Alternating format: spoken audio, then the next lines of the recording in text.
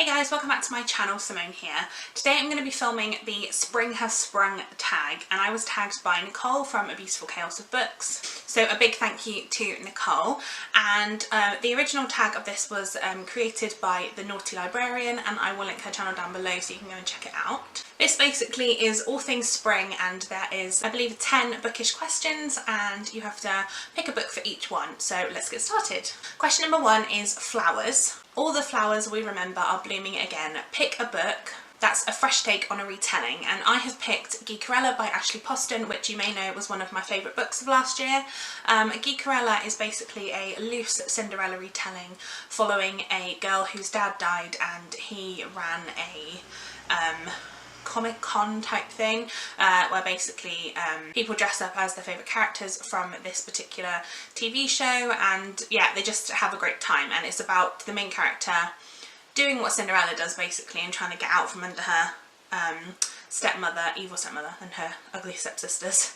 And it's a really, really good book. I really enjoyed it. It made me cry. There was some really nice heartfelt moments in there, and I thought it was a really good form of a retelling. I don't know if I've read lots of retellings before. I know I read Cinder by Marissa Meyer and a few others, but I just really enjoyed that book. Question number 2 is Cadbury's Mini Eggs.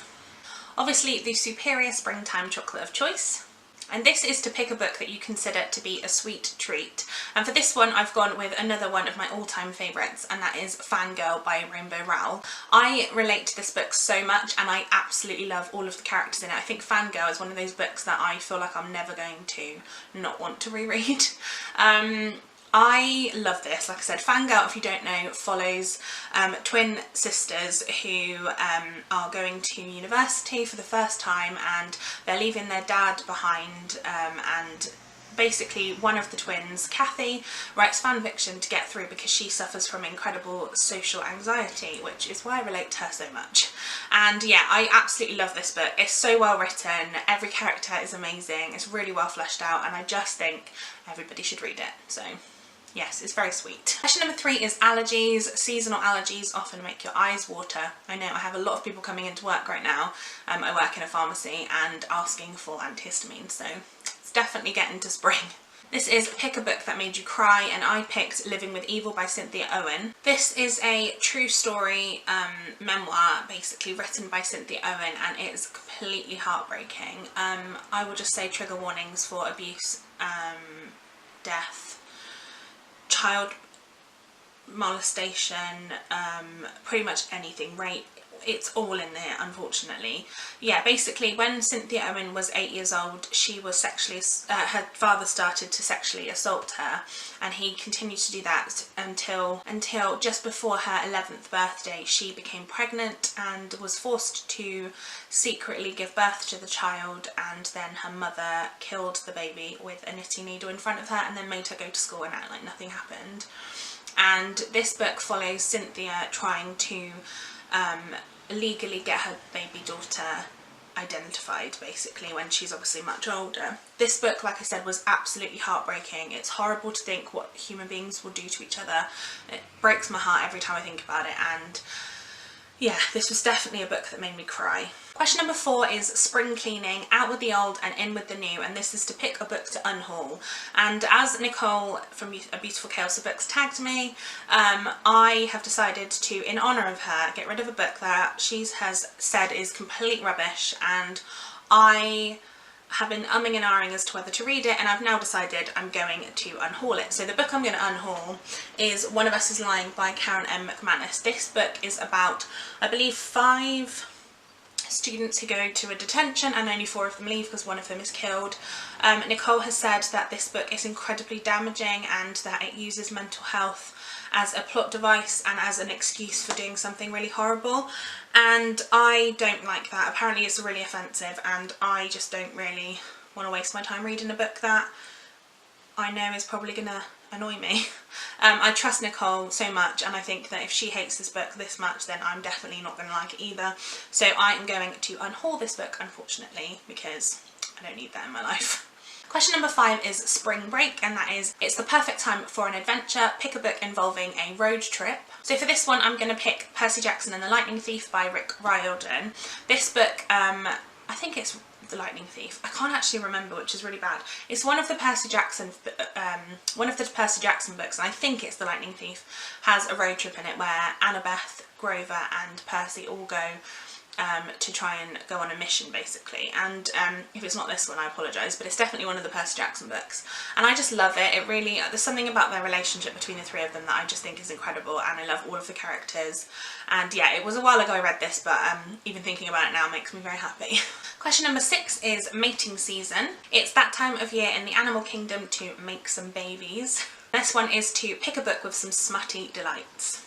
For this one, I'm actually going to pick a book that I finished this month, so you will see more about it in my April wrap-up, but it is The Night Watch by Sarah Waters. I buddy read this book this month and I absolutely loved it. It was a really great read. There is some sexy time in this.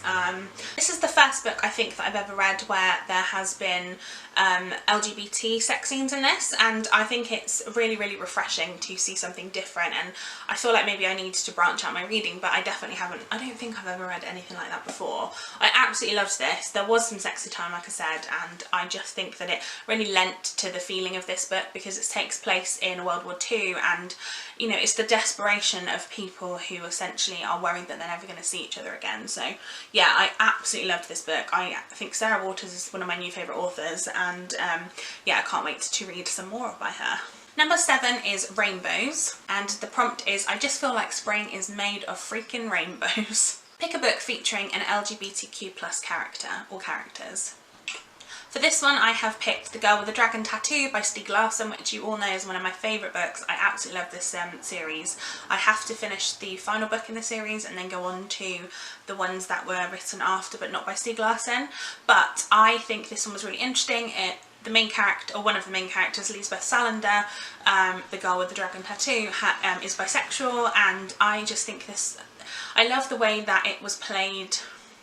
In a lot of LGBT books that I've read, or books with LGBT characters should I say, if the main character is LGBT, or if any of the side characters are, their kind of role in the book is solely about them trying to figure out their sexuality. And what I loved about this book was the fact that Lisbeth had no issues with the fact that she was bisexual.